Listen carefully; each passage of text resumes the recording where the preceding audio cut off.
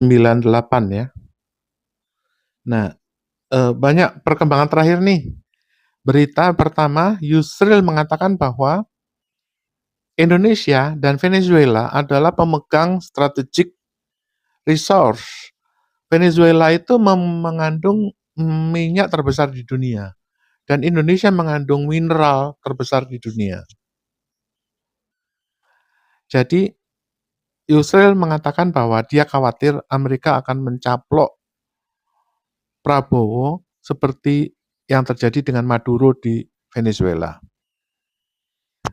Ini pembahasan secara edukasi ya, bukan gerakan politik. Jadi jangan dikaitkan dengan gerakan-gerakan politik yang lain ya. Ini edukasi, penjelasan secara pendidikan, ilmu ekonomi dan politik. Bagaimana sih duduk perkaranya itu ditimbang dari sisi keilmuan. Ada 3 pembahasan saya ya. 1, bahwa Amerika itu sudah cinta banget dengan Prabowo. Bayangin aja, Bandara Kertajati itu akan jadi pusat overhaul atau perawatan Hercules seluruh Asia. Hercules itu pesawat logistik yang terbanyak dari Amerika. Itu kalau perang tuh yang bergerak tuh Hercules. Karena dia yang bawa rudal, bawa tank baja, bawa segala macam tuh angkutan itu adalah ibaratnya itu angkutan perang itu adalah Hercules. Dan itu di Asia dipusatkan di Bandara Kertajati, bukan di Guam. Guam kejauhan. Atau Diego Garcia, kejauhan. Diego Garcia itu ada di Laut India, Guam itu ada di Laut Hawaii. Kejauhan, sekarang pasang aja di Cirebon. Kalau perang tuh lawan ke Natuna itu tinggal 1 jam dari Cirebon. Bawa rudal. Oleh karena itu, apakah Amerika mau mencaplok Prabowo seperti di Venezuela? Ya enggak lah, ngapain kalau mau mencaplok dia pasang Hercules markasnya di Cirebon. Ya Yusril ini on juga, dia kurang gaul gitu loh, dia nggak ngerti Prabowo itu udah dicintai banget sama Amerika. Saking cintanya itu Prabowo,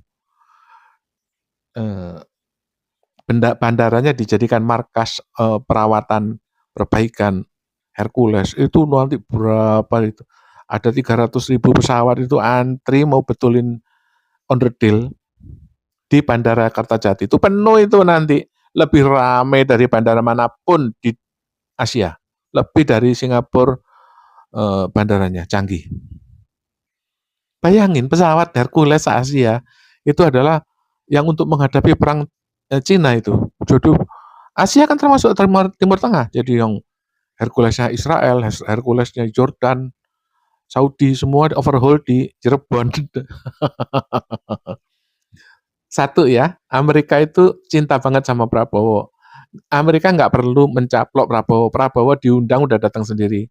Hey sir, yeah, I'm graduate from United States. Yeah, I study in the Fort Knox gitu kan. Dia udah langsung nyocos. Oke, kedua. Tekanan ekonomi itu bukan akibat serangan asing ya. Gaya lu aja kena perserangan asing. Sekarang gini ya. Yang besar utangnya dari mana? Ya kan gara-gara Indonesia sendiri. Yang defisit dari mana? Dari Indonesia sendiri. Ya, yang boros-boros gaya MBG gara-gara siapa? Gara-gara Indonesia sendiri. Ngapain lu nyalain George Soros? George Soros itu dia nggak perlu main di Indonesia, ya. Dia main di Turki, di Iran, udah kembung, di Suriah, ya, di Zimbabwe, ke Nigeria, udah kembung. Ngapain ke Indonesia? Jauh di panas banyak nyamuk. Nggak usah menyalahkan orang lain gitu loh. Kalau muka lu jelek ya jangan cermin dibelah gitu loh. Kalau lu yang defisit, lu yang banyak utang, lu yang nyolong-nyolong utang pakai Xi Jinping Cina ya kan. Orang Cina itu udah dikudeta. Sekarang lu nyalahin George Soros. Kata George Soros, gue udah mau mati, lu salah-salahin mulu. Ulah gua di Indonesia itu 27 tahun yang lalu. Kenapa sekarang dia udah aki-aki, udah umur 90? Salah-salahin mulu. George Soros bulan depan mati. Nggak perlu nyala-nyalain George Soros ya, perbaiki fiskalnya sendiri. Contohnya ya, perusahaan ekspor itu under invoicing ya, dia ngomong dia jualan emas 30 ton, ngomongnya 10 ton. Ya, pejabatnya dong yang di penjara dong, tembak pejabatnya. Siapa yang mengizinkan ekspor itu, yang under invoicing itu? Pejabatnya dong. Kalau misalnya pejabatnya bagian bea cukai ditembak dong, atau pajak, pajak ditembak dong, atau Dirjen Perdagangan ditembak dong, gitu loh. Yang ditembak pejabatnya, jangan. Terus semua perusahaan semua harus lewat satu pintu. Kata dia, lah investornya kan meradang, dia udah bayarin 10 juta dolar untuk investasi. Taunya pasarnya di rahasia sama BUMN gitu loh. Ya kan? Oke? Oke gas, oke gas. Jadi kalau Indonesia devaluasi ya 17.800, nggak usah nyalain George Soros deh. Utang lu aja dihitung sendiri. Oke? Yang ketiga, ya, mengenai koperasi Desa Merah Putih. Kalau kamu dari sisi Indomarko ya, Indomarko itu kan ada yang misalnya di Lombok ya, di Mataram ya. Di Lombok itu ada 5 kabupaten. Di salah satu kabupaten, Lombok Tengah ya, Lombok Tengah itu bukan di ujung ya, di tengah-tengah ya. Di Lombok Tengah aja ada 25 minimarket, Indomaret sama Alfa, ya kan. Itu mau dioper jadi koperasi desa Merah Putih, ya. Lalu koperasi itu beli dari Indomarko. Lalu kata Indomarko, iya ya ngapain gua buka gerai-gerai ya kan. Jadi gerainya kan beli di Indomarko ya kan, kan barang-barang Indomie kan nggak dijual di mana-mana. Jadi dari gudang Indomarko dibeli sama koperasi Desa Merah Putih.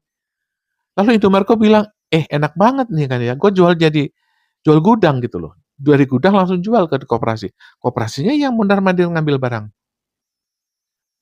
Jadi apa ruginya Indomarko gitu loh. Oleh karena itu ketika 20.000 Indomaret dilawan dengan 80.000 koperasi desa Merah Putih, oke lah koperasinya goblok ya. Yang hidup itu cuma 30%. 30% dari 80.000 masih lebih banyak daripada jumlah Indomaret. Itu dengan tingkat kesuksesan 30% dari koperasi Desa Merah Putih. Jadi kalau misalnya Indomaret disuruh tutup, dia akan tutup setahun. Setelah setahun dia dibelanjain oleh koperasi desa Merah Putih, tahun depan nggak belanja lagi, dia buka lagi. Bagi Indomaret ya, gerai-gerai itu kalau diistirahatkan setahun, dia akan lakuin itu. Karena apa? Yang dihadapi ini 80.000, kekuatan 80.000, yang datang belanja di gudang Indomarko. Kata Indomarko, ya udah dah gerai-gerai. Ngapain Indomaret punya mobilnya mondar-mandir tiap hari ngambilin barang. Sedangkan koperasi desa bersedia untuk melakukan itu. Kata dia, ya udahlah diuji cobalah setahun. Kalau setahun depan nanti koperasi desa Merah Putih itu bangkrut, ya kumaha engke, gimana nanti tahun depan buka lagi di Lombok Tengah. Itu posisi Indomarko. Maka sekarang itu terjadi demo, ya, terjadi demo asosiasi karyawan Indomaret yang protes kepada Indomarko di Jember, Probolinggo, Surabaya. Terjadi demo asosiasi karyawan Indomaret di Jember, di Probolinggo. Karena mereka ada 100 orang, 200 orang, 500 orang, ada yang 1.000 orang di PHK. Karena apa? Gerainya diganti dengan koperasi desa Merah Putih. Gitu. Bagi Indomarko, dia nggak ada kerugian, ya kan? Tapi bagi karyawan, terjadilah istirahat 1 tahun. Itu faktanya ya. Saya tidak pro koperasi desa Merah Putih, saya hanya menjelaskan konsekuensinya. Bahwa mau nggak mau, gerai Indomaret itu kalah diserbu dengan 80.000 gerai koperasi desa Merah Putih.